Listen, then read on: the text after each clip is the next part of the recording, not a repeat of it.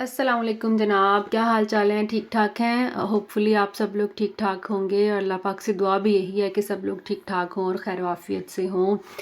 मैं अगर अपने बारे में बताऊं तो मैं आज बहुत दिनों बाद दोबारा से हाजिर हुई हूं क्योंकि मैं और बच्चे बीमार हो गए थे। सबसे पहले हिदाया बीमार हुई क्योंकि हिदाया का पहली दफ़ा स्कूल में एंट्री था। तो वो जो है उसको फ्लू के जर्म्स आए और फिर वो इब्राहिम को लगे। उसके बाद फिर मैं बीमार हुई और मेरी तो आवाज़ इतनी ख़राब थी कि मैं बोलने वाली, आपको आवाज़ सुनाने वाली थी ही नहीं, जिसकी वजह से मुझे इतना लंबा जो है वो गैप लेना पड़ा। और फिर आज मैंने हिम्मत की कि चलें कुछ ना कुछ मैं कोशिश करूं कि मैं अगर बोल सकूं, क्योंकि बीच में गला ख़राब होता है और ज़्यादा बोला नहीं जाता।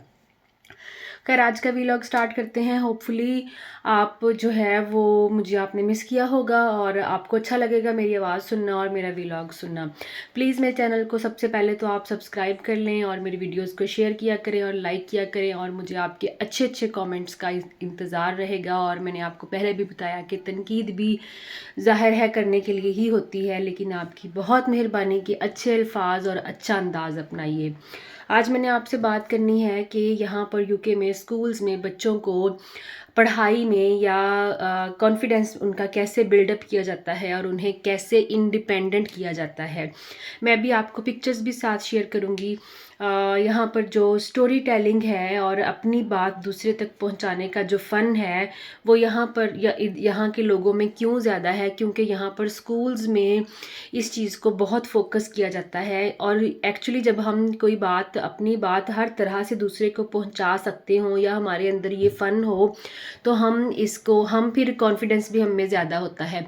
अगर आप रिसर्च के पॉइंट ऑफ व्यू से भी देखते हैं तो रिसर्च आर्टिकल्स वगैरह या बुक वगैरह, जो भी आप, कोई भी बंदा जब तक अपनी बात अच्छे तरीके से नहीं बता सकता, उसके पास वोकैबुलरी नहीं है, स्टाइल नहीं है, उसका अंदाज़े बयां जो है वो मेच्योर नहीं है, तो उसकी ऑब्वियसली बाद में वज़न जो है वो नहीं होता।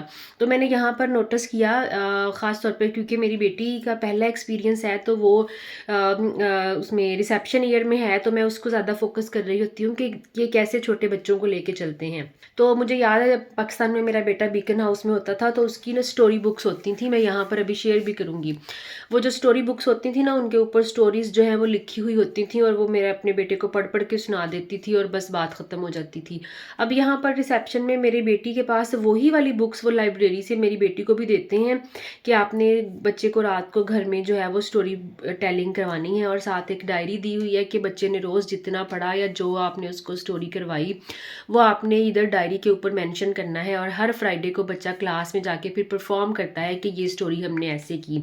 अब यहाँ पे बताने की आपको बात ये है कि उन किताबों के ऊपर या जो स्टोरी बुक्स हैं उनके ऊपर लिखा कुछ नहीं हुआ। That is just a case study, वहाँ पे सिनेरियो बना हुआ है और वो कहते हैं कि आप अपने बच्चे, आप खुद भी समझाएं और आप अपने बच्चे को पूछें कि वो इन पिक्चर्स को, इस केस स्टडी को देख के, बिहेवियर्स को देख के क्या समझता है, क्या सोचता है, और उसे कहीं वो एक्सप्रेस करे। ऑब्वियसली पूरा हफ्ता इस चीज़ के लिए होता है। शुरू में कभी एक एक दो दो दिन में उसे करवाती हूँ, एक एक दो दो पेजेस करवाती हूँ। फिर आखिर पे 3-4 दिनों में, जो आखिरी जुमेरात और जुमा होता है, उस दिन मैं उसे कहती हूँ कि आज सारी जो है वो रिपीट करे और बताए एक ही गो में कि उसने यहाँ से क्या सीखा। तो शुरू पहले दिन वो ज़रा रिलक्टेंट होती है, फिर आहिस्ता आहिस्ता वो मेच्योर हो जाती है। जहाँ पर मुझे लगता है कि इसको थोड़ा सा प्रॉब्लम है, मैं उसे खुद फिर वहाँ पर गाइड कर देती हूँ कि यहाँ पर ये ऐसे कह रहे हैं।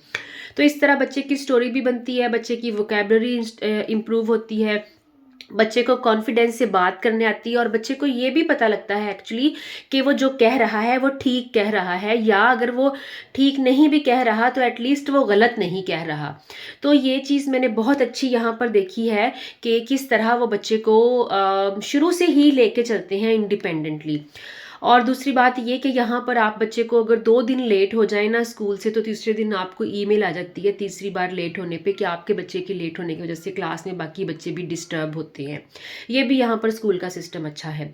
होपफुली आपको आज का व्लॉग पसंद आया होगा। मुझे आपके पसंद नापसंद का इंतज़ार रहेगा और मैं कोशिश करूँगी कि आइंदा आपसे जल्दी जल्दी मुलाकात हो। तब तक आप लोग अपना बहुत ख्याल रखें, दुआओं में याद रखें, और मौसम वाकई बदल रहा है, अपने बच्चों का भी ख्याल रखें। मिलते हैं अगले व्लॉग में, तब तक के लिए अल्लाह हाफिज़, बाय बाय।